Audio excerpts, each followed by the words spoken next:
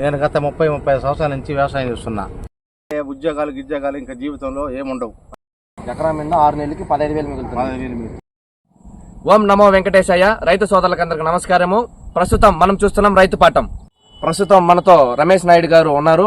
వాళ్ళని అడిగి వ్యవసాయ పద్ధతి గురించి పూర్తి వివరాలు తెలుసుకుందాం రండి. నమస్కారం రమేష్ నాయుడు గారు. నమస్తే అండి. ముందుగా మీ గురించి, మీ గ్రామం గురించి చెప్పండి. ఏర్పేట మండలం, ఏర్పేట గ్రామము. నేను సాదా సీదా రైతుని. మీరు ఎన్ని ఎకరాల్లో వ్యవసాయం చేస్తున్నారు? నాది ఒకే ఒక ఎకరా పొలం ఉంది.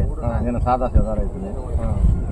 మీరు మీ పొలంలో ఏం పంట వేశారు? 733. మీరు ఇప్పుడు 733 వరి పైరు వేశారు కదా. అవును. దీంట్లో ఎదుర్కొంటున్నటువంటి పురుగు సమస్యలు ఏంటి ఎక్కువ? దీనికి ఏం సమస్య లేవు, ఒక మైట్స్ తప్ప. మైట్స్ మా మామిడ్స్ అంటే వేడి వాతావరణం బట్టి మైట్స్ వస్తుంది. ఇప్పుడు ఈ మైట్స్ అనే రోగానికి మీరు ఎటువంటి మందులు వేస్తున్నారు? మేమే ఇన్సోపియా కుట్టాం. ఏంటి? ఇన్సోపియా దాన్ని కొడితే రికవర్ అవుతుంది. దానివల్ల ఏమైనా ఫలితం ఉందా మీకు? మంచిది కాదు, ఏ మందులు కొట్టినా పనిచేయడం ఇన్సోపియా తప్ప. ఇన్సోపియా అది 100 గ్రాములు వచ్చి 1480 రూపాయలు. ఎన్ని ఎకరాలకి కొట్టచ్చు? అది ఎకరాకి వచ్చి 100 గ్రాములు కొట్టాలి. 100 గ్రాములు. ఆ 100 గ్రాములు 1480 రూపాయలు. అది 14 దాన్ని కొడితే దీని నుంచి రికవర్ అవుతుంది. ఏ సమస్య లేదు.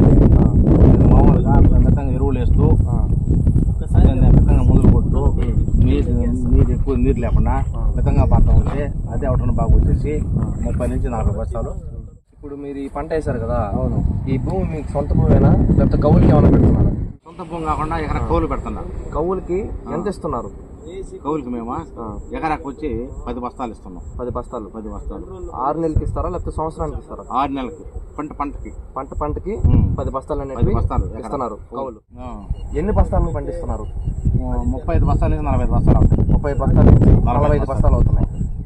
ఖరీదు దీంట్లో వచ్చే ఒక బస్తా ఖరీదు మార్కెట్లో సుమారు ఎంత రేట్ ఎంత ఉంది?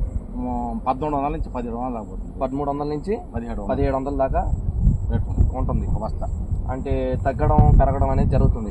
మీరు ఎకరాకి విత్తనం వేసినప్పటి నుంచి విత్తనం మన చేతుల్లోకి వచ్చే దాకా మీకు ఎంత ఖర్చు అవుతుంది? ఏంటి? నారు పోసిన కానించి, దుక్కుదుని కానించి, నారు పోసిన కానించి, నాటు కానించి, కలుపు తీసిన కానించి, కలుపు తీసిన కానించి, గినాల కానించి మొత్తం నుంచి 35,000 నుంచి 40,000 అవుతుంది. 30,000 నుంచి 35,000 నుంచి 40,000 ఎకరాకి. దీంట్లో మీకు ఎంత ఆదాయం వస్తుంది? ఎకరా మీద 55,000 వస్తుంది. అంటే 35,000 కాకుండా 55,000 అధికంగా 15,000 వస్తుంది. 15,000 వస్తుంది. అదే నీకు మన మామూలుగా ఇప్పుడు కౌలు చేయను అనుకోండి, ఏం మిగలదు దాని. అంటే మీరు ఇప్పుడు ఎకరాకి 35,000 అన్నారు కదా. ఆ 35,000తో కూడా 15,000 పెరుగుతుంది. దానికి అంతే 50,000 వస్తుంది మొత్తం. అంటే మీకు 15,000 మిగులుతుంది ఒక పంటకి. ఎకరా మీద 6 నెలలకి 15,000 మిగులుతుంది. అదే కౌలు కానిస్తే ఏం మిగలదు దాని.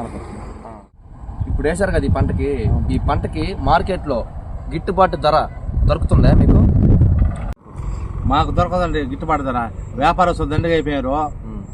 ఒకడు 500 అంటే 1200 అంటే 1,000 రూపాయలు అంటే మాకు గిట్టుబాటు ధర లేదు.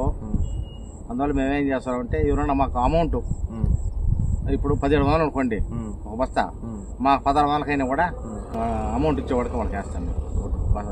మీకు సహాయం ఏమన్నా అందుతుందా? మాకు సబ్సిడీ కింద వచ్చి జీలగలు, మినుములు, సద్దలు, రాగులు ఇవి కానీ ఎరువులు కానీ సబ్సిడీ కింద మాకు అందజేస్తారు. గవర్నమెంట్ అందజేస్తుంది. వ్యాప్తంగా యూరియా అనేది కొడుతుంది కదా. ఇప్పుడు మీరు దాన్ని ఎలా చేస్తున్నారు? మేము ఏం చేస్తున్నామంటే దేశం ఇప్పుడు మామూలు మాకు పాస్బుక్ ఉన్నాయి. ఆ పాస్బుక్లు మేము ఏం చేస్తామంటే సబ్సిడీ చేస్తున్నాం.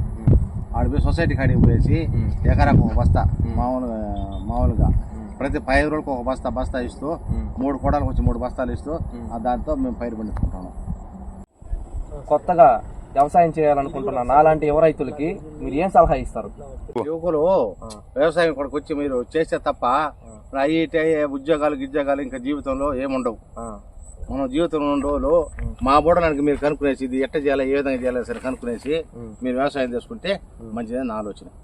మరిన్ని వివరాలతో మళ్ళీ మీ ముందుకు వస్తాం. డూ ఫాలో రైతు పాఠం.